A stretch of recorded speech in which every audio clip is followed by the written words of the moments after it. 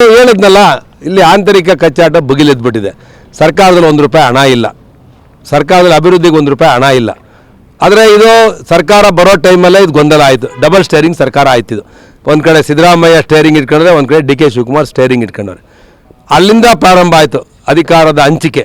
ಅಲ್ಲಿ 2.5 ವರ್ಷಕ್ಕೆ ನನಗೆ, 2.5 ವರ್ಷಕ್ಕೆ ನನಗೆ ಅಂತ ಏನೋ ಆಗಿದೆ ಅಂತೇಳಿ DK ಶಿವಕುಮಾರ್, DK ಸುರೇಶ್ ಅವರು ಯಾವಾಗಲೂ ಸ್ಟೇಟ್ಮೆಂಟ್ ಕೊಡ್ತಾರೆ. ಮಾತು ತಪ್ಪಾರ್ದು ಸಿದ್ದರಾಮಯ್ಯ ಅಂತ. ಏನು ಅರ್ಥ ಹಂಗಾದ್ರೆ?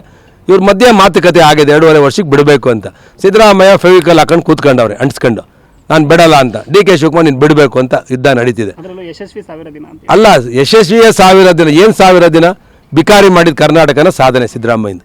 ಏನಾಯ್ತು? ಇವತ್ತು ಒಂದು ರಸ್ತೆಗೆ ಮಣ್ಣು ಹಾಕೋಕ್ಕೂ ದುಡ್ಡಿಲ್ಲ, ₹1 ಹಣ ಇಲ್ಲ, 7,08,000 ಕೋಟಿ ಸಾಲ, 7 ಲಕ್ಷ ಕೋಟಿ ಸಾಲ ಇದೆ ಕರ್ನಾಟಕದಲ್ಲಿ. ಒಬ್ಬೊಬ್ಬರು ತಲೆ ಮೇಲೆ ಎಷ್ಟು ಬಿತ್ತು?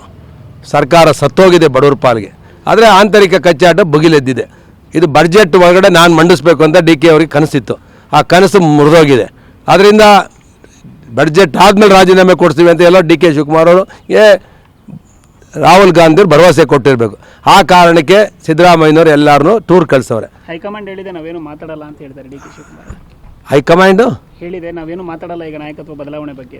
ನೋಡ್ರಿ, ಅದು ಕಾಂಗ್ರೆಸ್ಗೆ ಬಿಟ್ಟಂಥ ಆಂತರಿಕ ವಿಷಯ. ಹೈಕಮಾಂಡು ಹೇಳಿದೆಯೋ ಬಿಟ್ಟಿದೆಯೋ ಗೊತ್ತಿಲ್ಲ. ಇವರೊಬ್ಬರು KPCC ಅಧ್ಯಕ್ಷರು.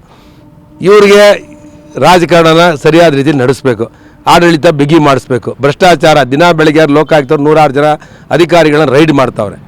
ಇದು ಸರಿಯಾದ ಸರ್ಕಾರ ನಡೆಸಬೇಕು ಅನ್ನೋದು ನಮ್ಮ ಅಪೇಕ್ಷೆ.